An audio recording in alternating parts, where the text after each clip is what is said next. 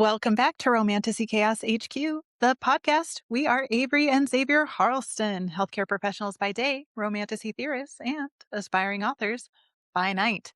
Today, we are covering the epigraph from Iron Flame, Chapter 17. But first, this is your warning. There will be spoilers for the entire Empyrean series.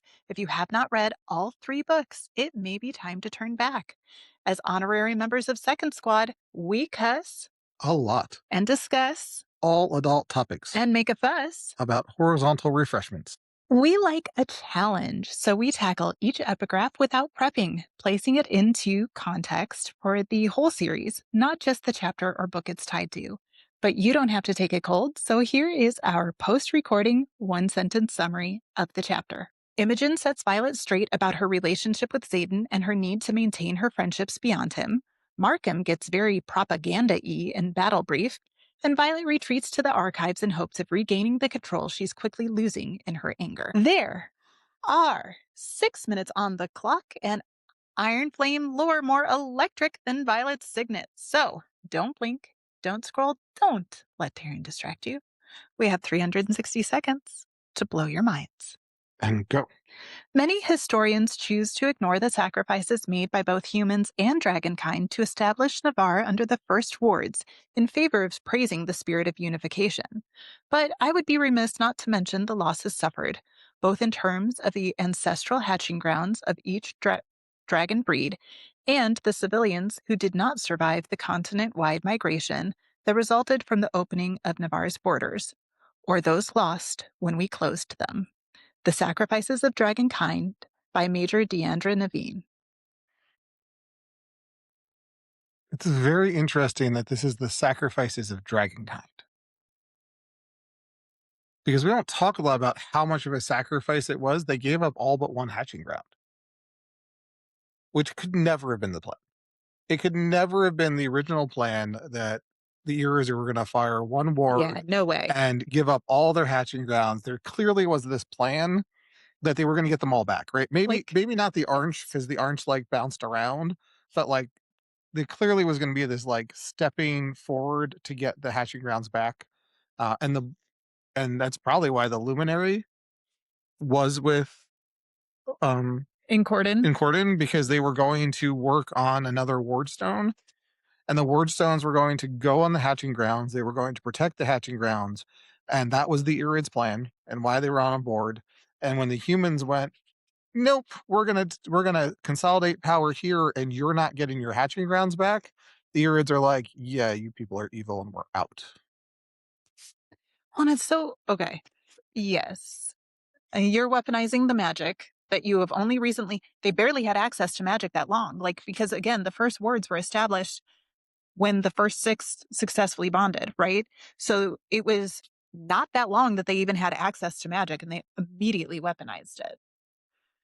But which, is really, I think, the Irids are quite clear that they don't like that magic was weaponized. And I think that it could hypothetically have been that the green dragons are like, okay, let's regroup, let's move the eggs to where they can be protected. We can only start somewhere. It takes time to create wardstones. It takes time to fire them. Let's consolidate the eggs so at least we protect the next generations while we get these wardstones made, because greens are very logical. That gives us an ability to not have to keep guarding all of the different hatching grounds. We can just guard the ones that are under the wards, and that gives more of us to fight they may not have had enough eggs.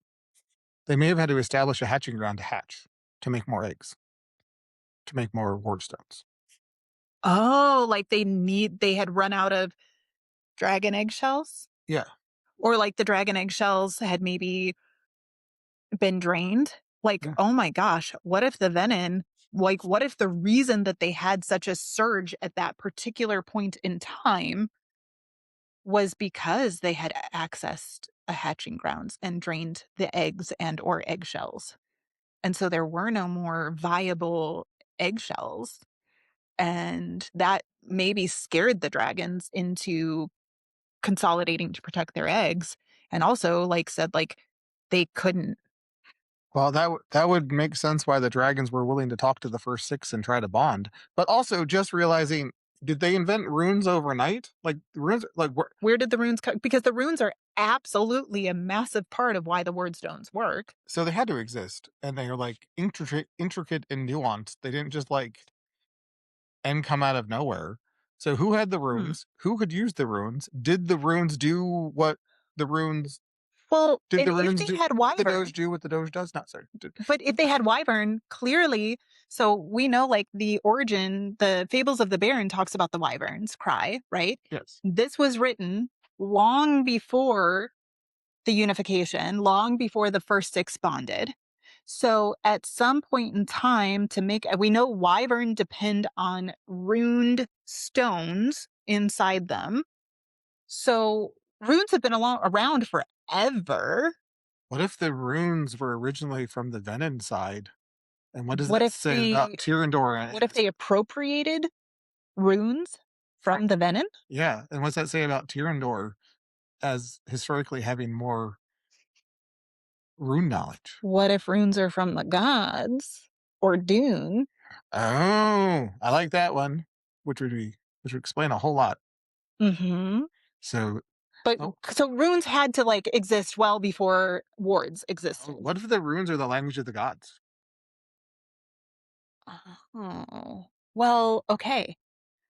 If runes were the language of the gods, wouldn't it make sense that someone who was like touched by the gods or partially dedicated to a god might have more skill with runes? Yes. So is the fact that Violet struggles so much with them, which is a big part of Iron Flame, right? And we're led to believe that it's because Taryn's power is so massive that she has a hard time like just plucking strands, right? And so then she moves to using Andarna's power. But what if it's something about her very nature as being partially dedicated to Dune or potentially something in her Well, DNA? what if she struggles with the runes because they're not because they're like a derivative, and like since she's touched by the gods, like she needs to do like the real runes. Or, okay, that is our time. Did we blow your minds? Let us know in the comments. And remember, we love you. Stay out of the clouds, off the ice, and come back to us. We'll see you next time. See you next time. Remember, lore lovers, fantasy fanatics, and good girls, like, rate, review, subscribe, and share.